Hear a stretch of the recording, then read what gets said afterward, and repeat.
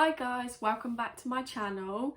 As you can see from the title, today I am going to be doing a bit about my journey to getting to Australia, and then I think I'm going to go a bit into plans for the future. There's nothing really that is set in stone yet, but there's like some ideas that I'd quite like to do for the future. I've got my cup of tea at the ready because I feel like I'm going to be doing a lot of chatting.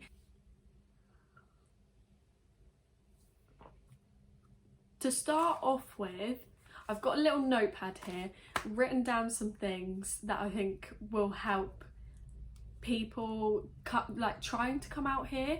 And I know everyone's situation is a little bit different, but this is how me and my boyfriend had our situation and how we done it, and maybe there's someone out there that might actually benefit from knowing this. So we're on something called the 418 visa, which is called a short-term working visa. So it's not the same thing as a working holiday visa. What it is basically you're sponsored by your company to work for that company for the entire time of your visa, which means we aren't able to travel as much as the working holiday visa, but we are entitled to holiday pay, sick pay, all things like that. And for us, it was perfect because we wanted to set a life up out here. We didn't just want to come for 3 years or 2-3 years and then go back home. We want to set a life up so that we know if we want to stay here, there's that opportunity to do so. So the first thing was like how we got this visa. So we were looking online. We both wanted to move to Australia.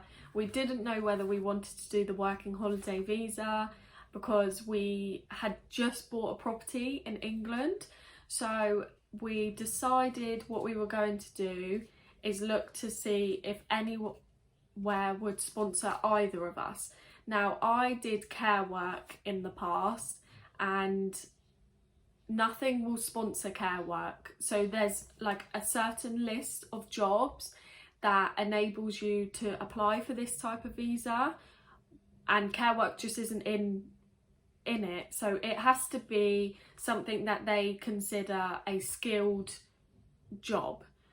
That doesn't mean care work is not a skilled job, or any other work that isn't in that line is not a skilled job. It just means that's not what they're looking for basically in Australia. They've got plenty of people to do those sorts of jobs. They need the experience of someone from England who are qualified in set skills, and they want to hire them over in Australia. So we knew that it wouldn't be an option for me to be sponsored out here, so it was looking for a job for my partner. Now, luckily, all of his experience was working on trucks, and there was heaps of jobs going. So he applied for one on Indeed, I think it was, and it just went from there. There was multiple interviews, and by multiple I mean it was a good month long of interviews before he found out he had the job, because they want to do an interview to know that he's got the skills, and then they do an online test, and then they wanted to see me to know if I was as into it as he was, and that we wouldn't get to the final stage and my feelings of pulling out would make him want to pull out. So they just wanted to make sure that both of us were in it and that we wanted it, and we wanted it for the long run. So that was quite a long process. And then when he got the job, initially he was told anywhere from 1 month to 9 months time you could be moving out to Australia. So they gave us a list of everything that we needed to do, which was basically they were doing our visas for us, but we obviously needed to give them information on like we needed to give them passport information, birth certificates, all the things you would sort of do for a job interview anyway, but obviously for a visa. So we sorted all of that out. We were, you know, very time conscious. We were saving. We had actually moved out of the property we had bought and rented it out to somebody. And we moved in with my boyfriend's parents. And it ended up that we were in my boyfriend's parents' house for 7 months, I think it was in total, which was great for us with saving money. But at the time, I really thought we would be going within 3 months. And I had told my company that I was leaving when I found out that he had got the job. And it was just a heads up to say, basically, I'm not leaving yet, but I just wanted you to be aware that I will be leaving eventually. As soon as I get my visa, I will hand in my notice and give you as much time as possible.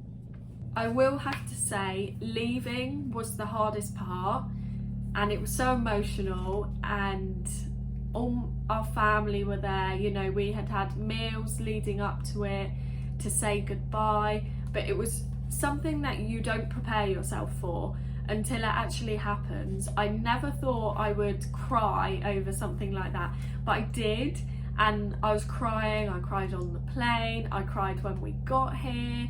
You know, it was very emotional time, but I do feel like I speak to my parents and my siblings way more now than I probably did when I was living with them at home, which is just the perks of like being away, because absence makes the heart grow fonder, right? So that, I feel like that has happened in my scenario, which is really nice. And because we're not living with each other day in, day out, there's so much more to update everyone on that we could be chatting for hours, which is so nice on those days that you feel a little bit more lonely and you feel like you need that bit of home, which is lovely. I'm getting so mixed up. I feel like I've forgotten everything already, but okay, so the main things you need is your tax file number, which is so easy to get. You apply for it online. You need to be in Australia when you apply for it because you need a home address. So unless you know somebody that you can say is your address, that you're living in Australia already, so the paperwork gets sent to them, then you have to be living here. So we waited for that, and I think ours come back within a week, but I think it says up to 2 weeks on the paperwork that it can take to come back. But that was so quick. It just means you don't get taxed as much on your pay when you start work out here. And once you've done that, you can apply at the bank. Now, we needed a birth certificate and I believe driving license, but I don't know whether they allowed our English driving license. I think we got our Queensland driving license first, and then we sorted our bank accounts out, because we were originally using Monzo, which I've still got because their interest rate is really good. So if you can't get your bank account sorted straight away, then I would recommend going with Monzo and their savings account on Monzo. The interest is amazing. That's where we put all our savings, and it helped us massively coming out here. With the banking situation, it is quite easy to get as long as you've got everything you need. Now, the only things I believe you need is your birth certificate, Queensland licence, an address, which you'll obviously have if you're living here, and a phone number, which you need to get your SIM card sorted as soon as you get over. But SIMs are super easy. You can get those in any supermarket, and I think you can get them at the airport too. We flew into Rockhampton, which is a very small airport, so they didn't actually have any SIMs there, but the first supermarket we went into, we bought SIMs and it was super easy. So that's not a worry at all. Health insurance is something that we needed for our specific visa to be able to enter the country. So we applied for private health insurance before we got out here. Now, I'm still uncertain on this because I've not had to go to a doctor yet, touch wood, but you need Medicare, I believe, to go to the generic doctors, which is what I would be looking at going to. We applied for Medicare about a month ago and we still haven't even heard a correspondence email. It did say on the application that lots of people were applying for it, so you can expect a longer wait time, so just hold on, sort of thing. I don't know, I think I will try and phone them up and find out what's going on, because I would quite like to get myself set up to a doctor's just so I know it's there ready for me just in case. These next things sort of come hand in hand, and that's a house and a car. You don't need a car, but in the specific area that I'm living, I probably would have to travel for work. So our main priority was getting a car. We were so lucky when we first got here that we were given a car, a company car, for 4 weeks. So that allowed us time to look at other cars. And we were so stuck between maybe getting a car off of Marketplace, because they were obviously a lot cheaper, but then we had no clue about the roadworthy certificate and how I had no clue about how tax works and things like that. So we made a decision to go through a dealership and get finance on a car. So we come over and when we went to the dealership, we said, okay, we've got X amount of money that we want to put down on a car. We like this car. What will the finance rates be on it? And they said, before you ask about finance, we need to know what visa you're on and how long you've got.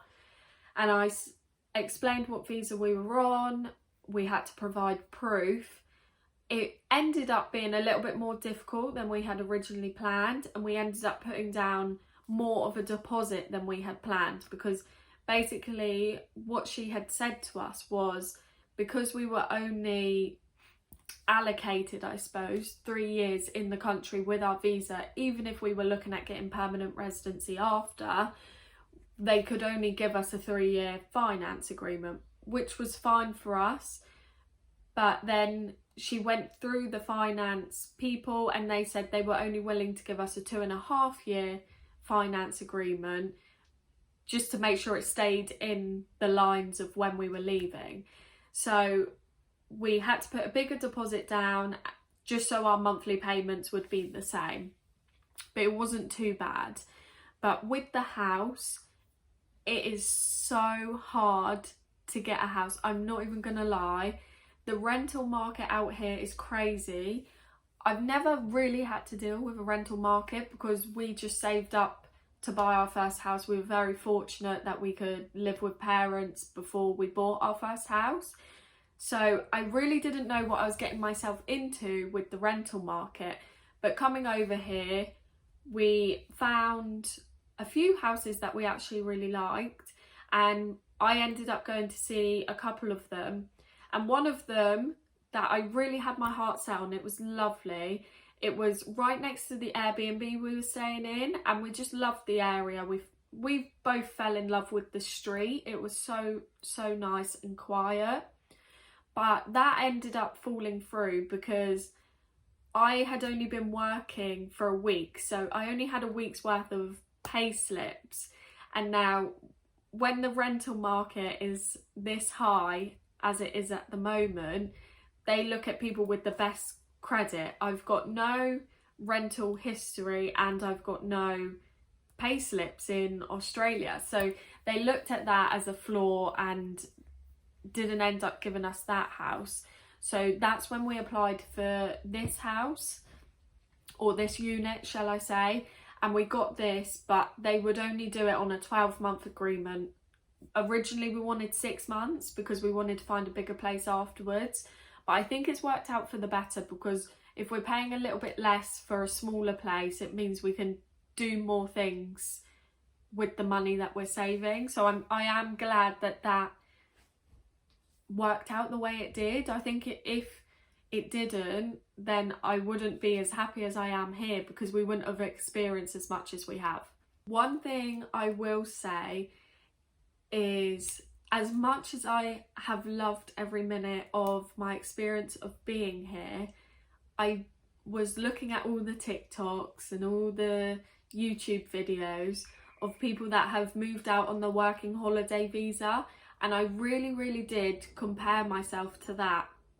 And within the first 2-3 weeks, I think it was, where I didn't have a job and then my boyfriend had started work, I felt so lonely and so out of my comfort zone, because I didn't want to go out and experience things on my own. But I think just being in a different country, not knowing anyone, it was so hard.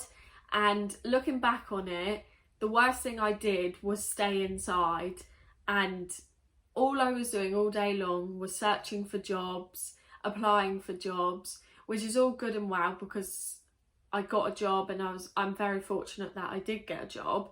But I was waiting until 3 o'clock in the afternoon for anyone to be awake, and then I would call my mum, and then that would make me emotional because I would call my mum. Get out and see the place that you're living in. If I could go back and do it again, the one thing I probably would change is that we jumped straight into life. So if you're not enjoying your job where you are, I don't think it matters moving to another country and doing the same things day in, day out. You fall into that same routine. And I think at first that's what we done.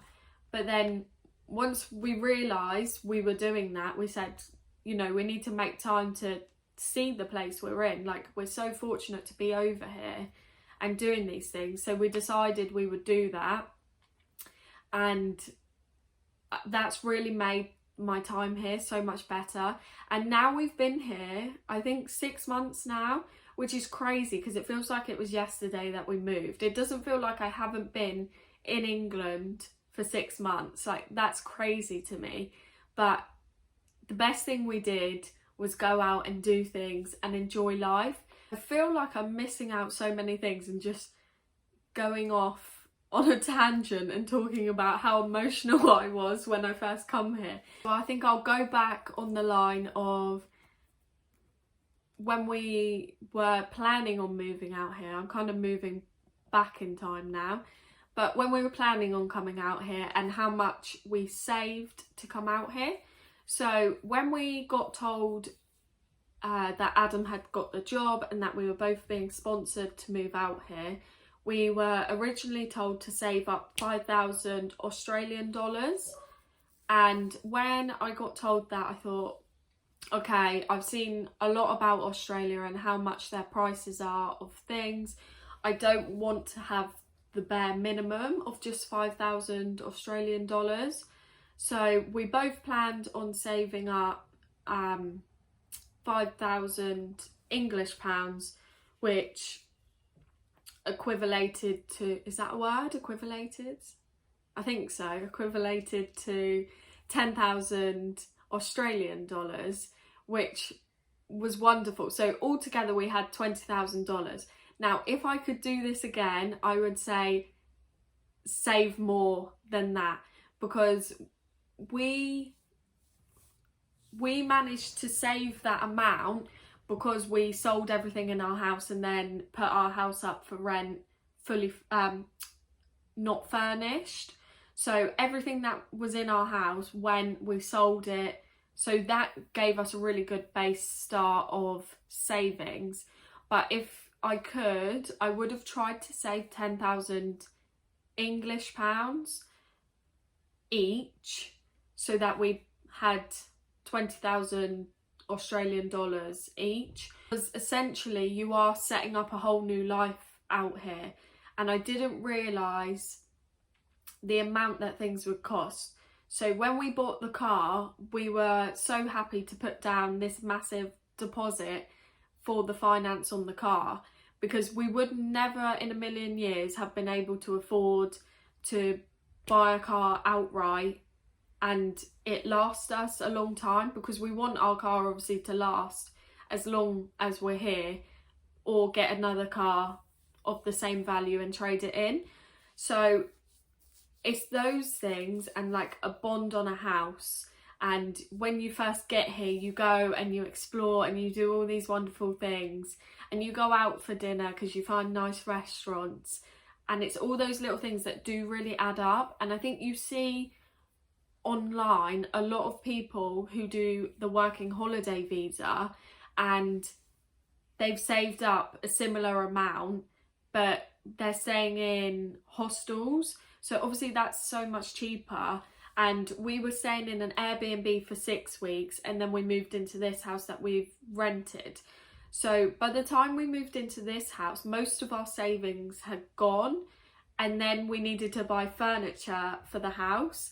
So it was a lot of money all going out at the same time. And it was so lucky that we had both of our jobs to keep the payments up on the house, because I think I really underestimated how much money, not through any fault of our own, just because we were really going off of the guidance that we were given from the agency that were dealing with our visas. So if anyone else is doing this move, I really would say save £10,000 or more each, just as much as you can. I mean, you will be able to do it with 5,000.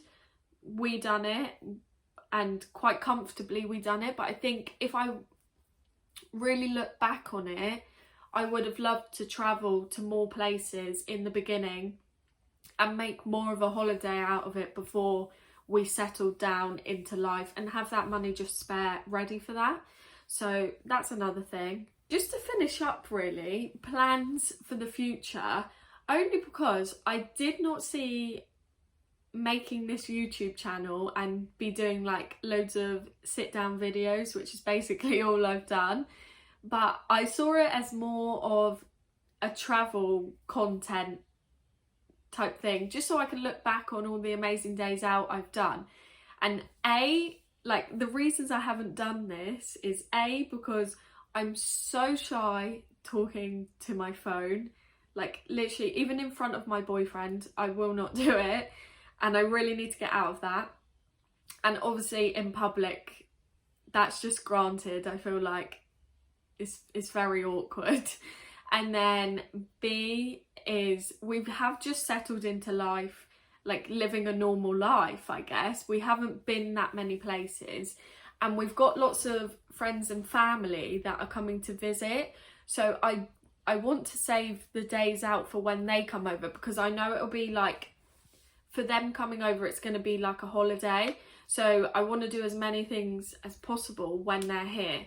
And that starts in 2 weeks' time. We've got our friend Will coming over, and I'm so excited for him to get here, because it would just be so nice hearing an English voice, someone from back home. And we've got so much planned for it. So I'm hoping to get as much vlog content out as possible.